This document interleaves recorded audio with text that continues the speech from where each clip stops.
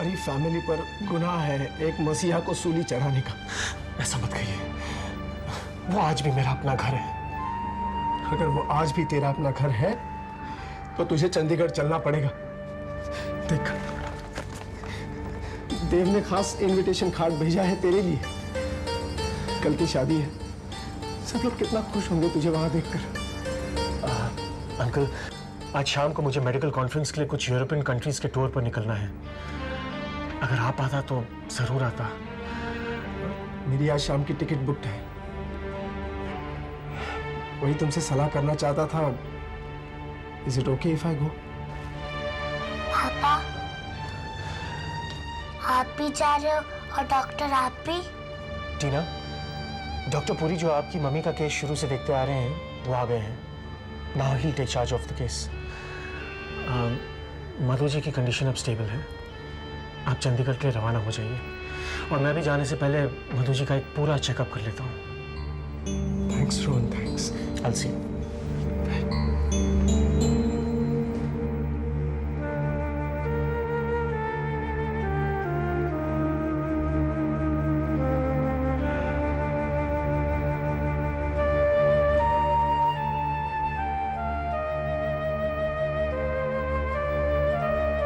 बस 3-4 दिन की बात है टीना, प्लीज ट्राई टू अंडरस्टैंड। बेटी, बम्मी की शादी हो जाए कल, फिर मैं वहां नहीं रुकूंगा। जैसे अभी बहाना बनाकर आया था वैसे आ जाऊंगा और फिर कुछ दिनों के लिए अपनी बेटी और अपनी मधु के साथ रहूंगा। पापा, आपको पता है आपने मेरे साथ लास्ट टाइम क्या किया था?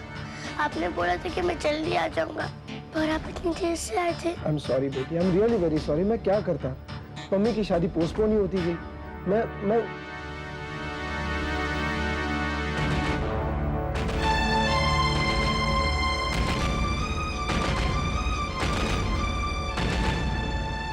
सब समझ गया हूं भाई साहब, आपको कुछ कहने की जरूरत नहीं है।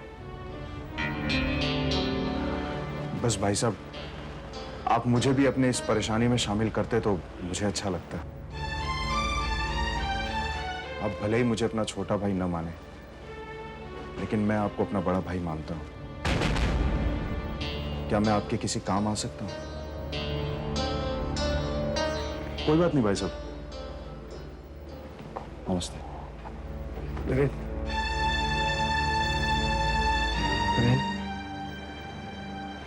इन दिनों जिस ईमानदारी से तुमने बिजनेस को संभाला है, तुमने साबित कर दिया तुम हमारे कितने सगे हो।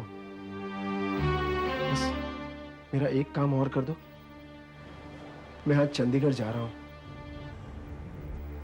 इस दौरान टीना का ख्याल रखो प्लीज। चंडीगढ़ से लौटने के बाद मैं पूरे बिजनेस की बागडोर तुम्हारे और सैम के हवाले करके साबित कर दूंगा मैं तुम्हें क्या समझता हूं।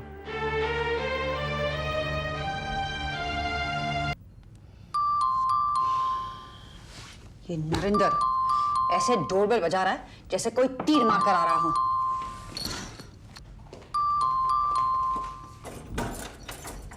हाय। तुम्हें कब से लगने लगा है कि मैं ऊंचा सुनने लगी हूँ? आई एम सॉरी, वो एक्साइटमेंट में 3-4 बार घंटी बज गई। किस बात को लेकर इतना एक्साइटेड हो रहे हो? अच्छा, आज मेरे लिए वाकई बहुत खुशी का दिन है। एक बात बताओ कामना, तुम्हारे हिसाब से मेरे कैरियर, मेरे सक्सेस में सबसे बड़ी रुकावट, सबसे बड़ा थ्रेट क्या है? Rajendra Singh of Kent hotels. You are absolutely right. और आज वो थ्रेट, वो रुकावट सब खत्म हो गई काम। व्हाट? यस, आज मैं राजेंद्र भाई साहब का ट्रस्ट जीत कर आ रहा हूं। उन्होंने मुझे गले लगाकर खुद ये कहा कि वो मेरे काम से इतने खुश हैं कि वो मेरे और सैम के हवाले सारा बिजनेस कर देंगे। लेकिन तुमने तो कहा था कि वो अपनी बेटी की शादी के लिए इंडिया गए हुए हैं। हाँ, गए हुए हैं, लेकिन उन्हें शादी छोड़कर बीच में ही आना पड़ा क्योंकि किसी से कहना नहीं कामना, बट राजेंद्र भाई साहब हैज अ सेकंड वाइफ। और उस शादी से उन्हें एक बेटी भी है। वो तो मैं हॉस्पिटल तुम्हारी रिपोर्ट लेने गया था कि मैं उन्हें देखकर हैरान हो गया। उनसे मिला तब मुझे पता चला कि आखिर माजरा क्या है। Interesting, very interesting. अच्छा, इस माजरे के बारे में और कौन कौन जानता है? शायद मेरे अलावा और कोई नहीं, और ये बात किसी को पता भी नहीं चलनी चाहिए। Of course, of course. Course. और ये बात तुम भी किसी को मत बताना, और इस राज को राज रखने के लिए बाकायदे कीमत वसूल कर लेना। कीमत?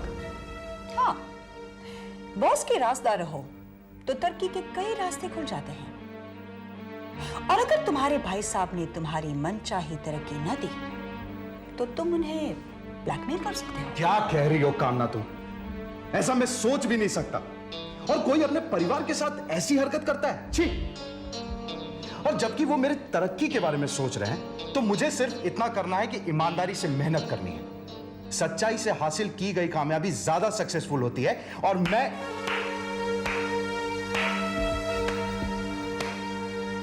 Wow, I am impressed. क्या विचार है, क्या संस्कार है। नरेंद्र, तुम्हारी पूरी तैयारी हो रही है एक नाकामयाब आदमी बनने की। रिश्तेदारियों का ढोल बजाओगे या इमोशंस को सर पर बिठाओगे? तुम एक नाकामयाब आदमी कहलाओगे, मेरी बात याद रखना। नहीं कामना, मैं तुम्हें गलत साबित करूंगा।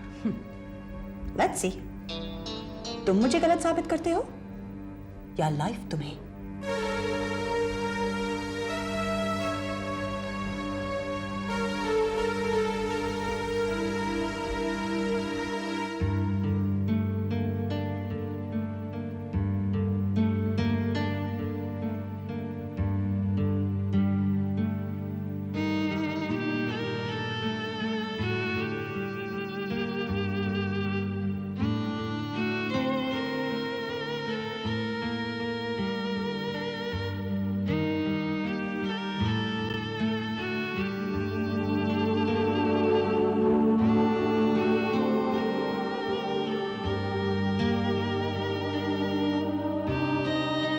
कोई अगर ये पूछेगा कि ये आंसू क्यों, तो जैसे कहते आए हैं कह देंगे कि ये खुशी के आंसू हैं।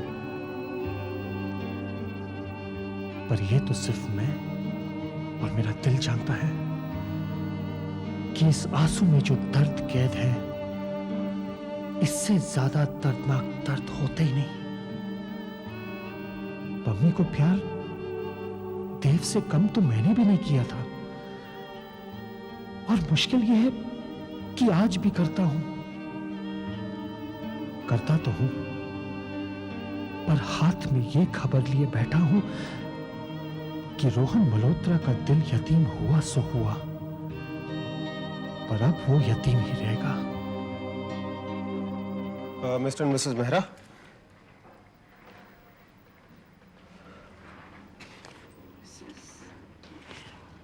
यार कुछ भी हो, तुम्हारी हैंडराइटिंग बहुत अच्छी है। बेसब्री में एवरेज चीज भी एक्सेप्शनल लगने लगती है। वैसे कुछ भी हो, तुम और किसी चीज की तारीफ करो ना करो, तुम मेरे सब्र की कायल तो हो गई होगी अब तक ना। तुम्हारे सब्र की कायल में हो गई हूँ। प्लीज एक काम करो, ऑफिशियल शादी होने तक ना तुम इतने प्यार से मत बोला करो। किसी भी रट के सीमेंट का बांध टूट जाएगा, बाहर ऐसा होगा। कौन है? हाय। हाय अनु। वैसे ये हाय पम्मी के लिए था, लेकिन हर बार की तरह इस बार भी कोई जवाब नहीं है। अनु, हमारे बीच जो सवाल जवाब होते आए हैं, उसके जवाब तुम्हें बराबर से मिलते रहे हैं। क्यों? अच्छा एक बात बताओ, ये शादी का कार्ड मैं तुम्हें घर पे आके दूं या यहीं पे चलेगा? तो मुझे ये कार्ड कहीं पर भी दो देव, लेकिन मैं इस शादी पर नहीं आऊंगी। क्या कहा तुमने? पम्मी को मेरी प्रेजेंस अच्छी नहीं लगती, वो अनईजी हो जाती है, ऐसा मैंने नोट किया है।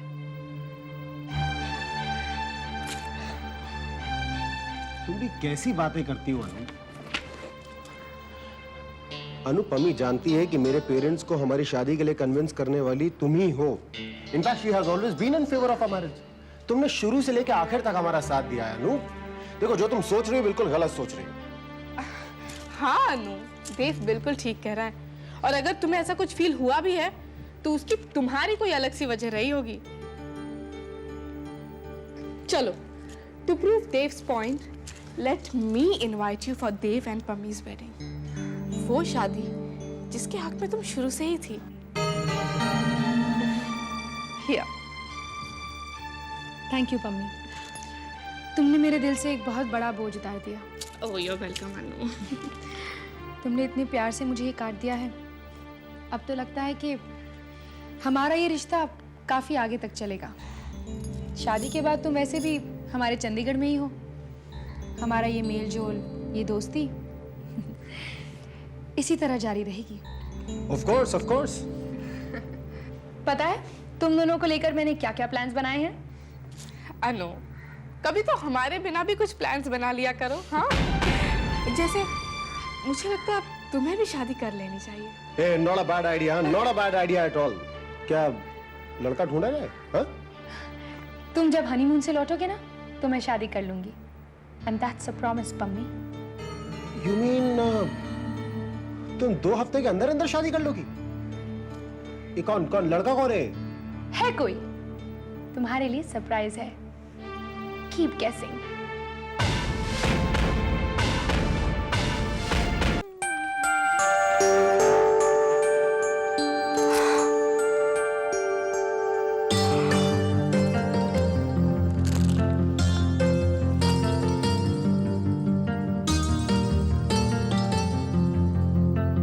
तुम इन फूलों के भेजने वाले को ढूंढ रही हो पम्मी? इन्हें यहां लाया नहीं गया है, ये खुद चलकर आए हैं। एक्चुअली मैं इन फूलों के साथ बैठा तुम्हें डिस्क्राइब कर रहा था। इन फूलों में कुछ काना फूसी हुई और ये खुद चल के तुम्हारे दरवाजे पे आ गए तुम्हारा दीदार करने।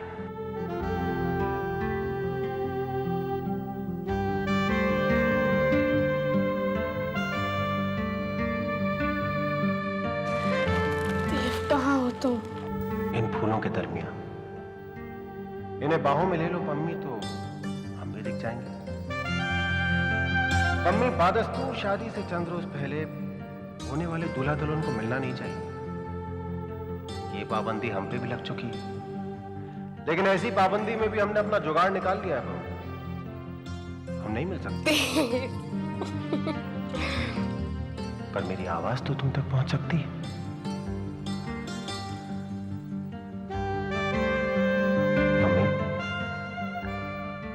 आने वाले चंद दिन तुम दुनिया को अकेली दिखोगी, लेकिन तुम ये बराबर महसूस करोगी कि मैं हर रस्म में वहीं कहीं तुम्हारे आसपास हूं।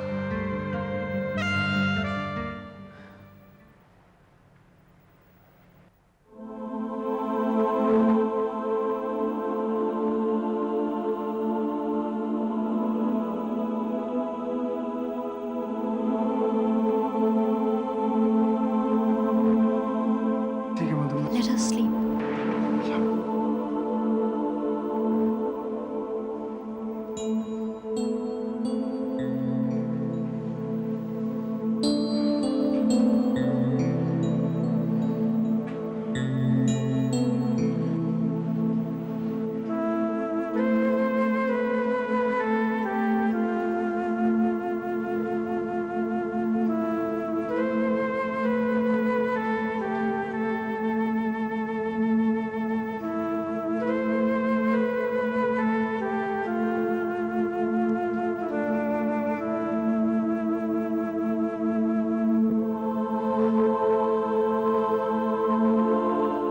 तुमसे मिले बगैर जाने का मन नहीं कर रहा है,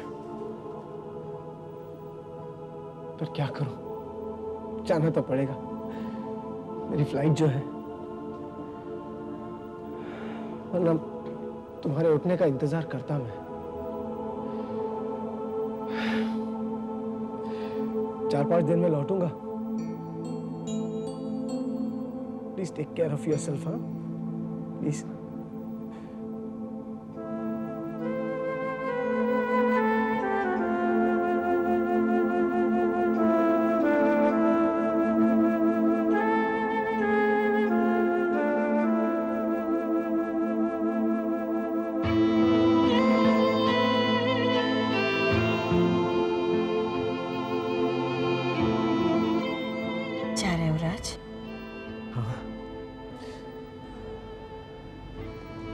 पम्मी की शादी है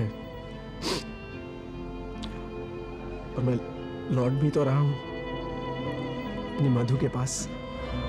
जल्दी आना राज। अब लगता नहीं कि मुझसे इतना लंबा इंतजार हो पाएगा। बस 4 दिनों की ही तो बात है। राज, मैं 3-4 दिनों तक भी इंतजार नहीं। ऐसा नहीं कहते प्लीज। अच्छा नहीं कहती। अब तुम जाओ और जल्दी से लौटा।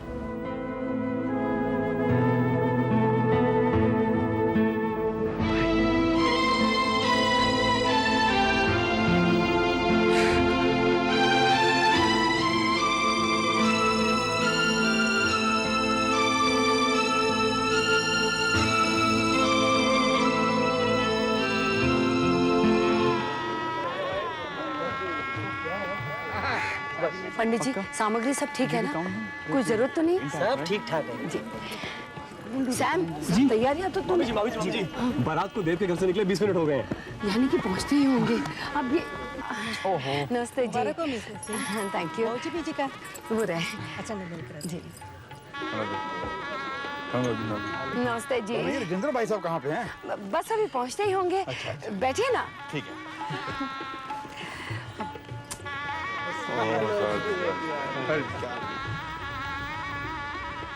मामी जी, पापा जी का फोन आया था कि फ्लाइट टाइम पे है। मेरे ख्याल से तो लैंड भी कर गई होगी। Thank God. देखना कुलजीते, जिंदर जी यहाँ होते तो गेस्ट को रिसीव करते और मैं बाकी का काम देख लेती। हाँ परजाई जी, लेकिन जिंदर वीर जी अभी पहुंचते ही होंगे। लेकिन मुझे समझ में नहीं आता कि ऐसा कौन सा कोर्ट केस था। नमस्ते जी। राजेंद्र भाई साहब कहाँ? बस आते ही होंगे, बैठिए ना। बाबूजी भी वहीं हैं। मामा, पापा को भी इसी वक्त वहां जाने की ऐसी क्या डेस्परेशन थी? क्या बताऊं बेटा, सभी पापा को पूछ रहे, कितना एम्बैरेसिंग लग रहा है। मामी जी, पापा जी आ गए।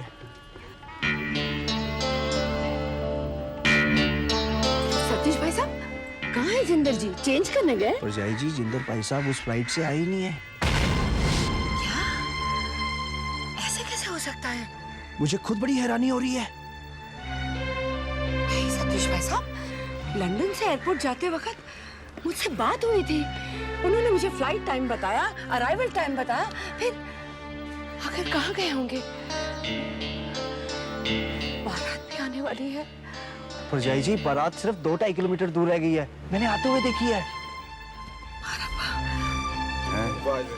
बाबूजी, आपके लिए लंदन से फोन है। लंदन से फोन मेरे लिए? जिन तो आने वाला होगा, फिर किसका फोन आ गया?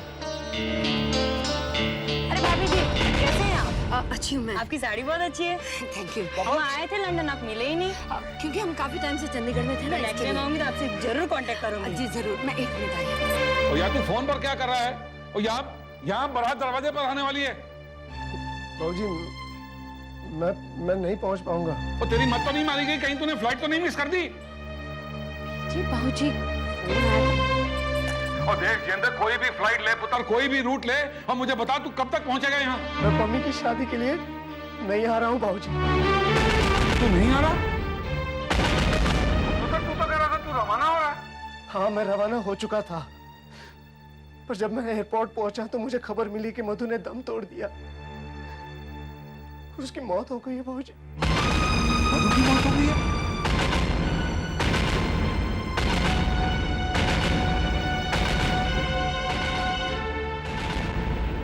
बाबूजी, दुनिया बेशक हमारे रिश्ते के बारे में नहीं जानती थी, पर आपको पता है कि मधु मेरी पत्नी थी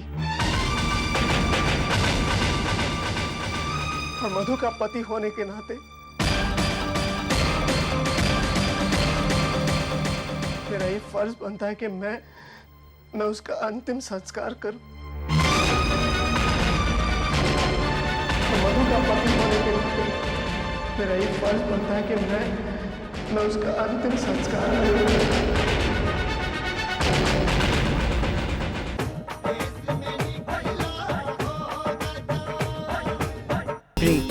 स्टार प्लस के बेहतरीन शोज देखने के लिए लाइक, शेयर और सब्सक्राइब करें स्टार प्लस यूट्यूब पेज को।